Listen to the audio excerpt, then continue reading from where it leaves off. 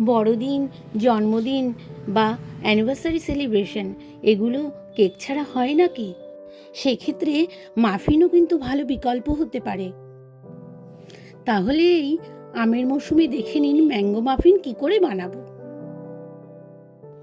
এই রেসিপিটি বানাতে আমার লাগছে একটা গোটা আমের পিউরি, যেটা আমি আগে থেকেই পাত্রে করে রেখে দিয়েছি। আর লাগছে সাদা তেল, ময়দা ও সুজি। ময়দা ও সুজি আমি 150 গ্রাম করে নিয়েছি। আর লাগছে 150 গ্রাম চিনি। আর আমি নিয়েছি এখানে 10 টাকার একটা আমুল দুধের প্যাকেট। এবার এই মাফিনের বেসটা বানানোর জন্য সুজি, ময়দা, 4 চামচ চিনির গুঁড়ো, গোটা একটা আমের পিউরি আর 3 চামচ মতো সাদা তেল আমি দিয়ে দিয়েছি। আর শেষে দিয়েছি একটা গোটা 10 টাকার আমুল দুধের প্যাকেট। এবার মিশ্রণটাকে ভালো করে মিশিয়ে নেব। মিশ্রণটাকে যখন তোমরা মেশাবে তখন একই দিকে ঘুরিয়ে ঘুরিয়ে মেশাবে। এতে কি হয়, ভেতরে কোনো দলা থাকার সম্ভাবনাই থাকে না।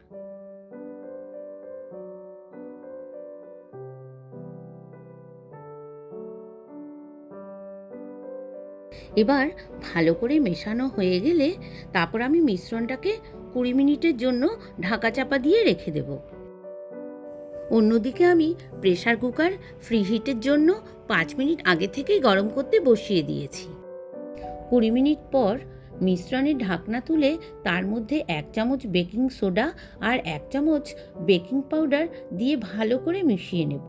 এই জিনিস দুটো আমি সবার শেষে দিয়েছি, তার কারণ বেক করার আগে মুহূর্তে দিলে এর কার্যকারিতাটা খুব সুন্দর হয়। এখানে আমি বেক করার জন্য ছোট ছোট স্টিলের বাটি ব্যবহার করেছি।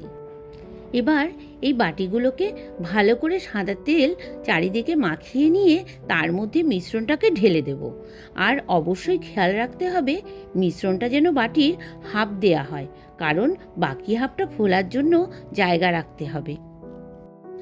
এবার গরম করা প্রেসার কুকারের মধ্যে এক এক করে আমি বাটিগুলো সুন্দর করে সাজিয়ে দেব এবং তারপর ভালো করে মুখটা আটকে সিটি না লাগিয়ে আমি তার বদলে ওখানে খবরের কাগজ দিয়ে মুখটা বন্ধ করে দিয়েছি। 45 মিনিট নিভু আঁচে বেক হওয়ার পর দেখুন মাফিনগুলো কি সুন্দর ফুলে উঠেছে।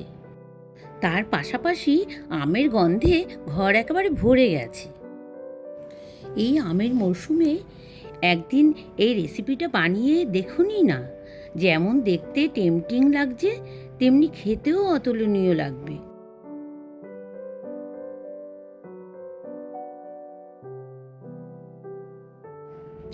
তাহলে বন্ধুরা, আপনাদের এই রেসিপিটি কেমন লাগলো অবশ্যই আমাকে কমেন্ট করে জানাবেন। আর আমার ইউটিউব এবং ইনস্টাগ্রাম আইডি হাড়ির গপ্প চ্যানেলটিকে ফলো করতে ভুলবেন না।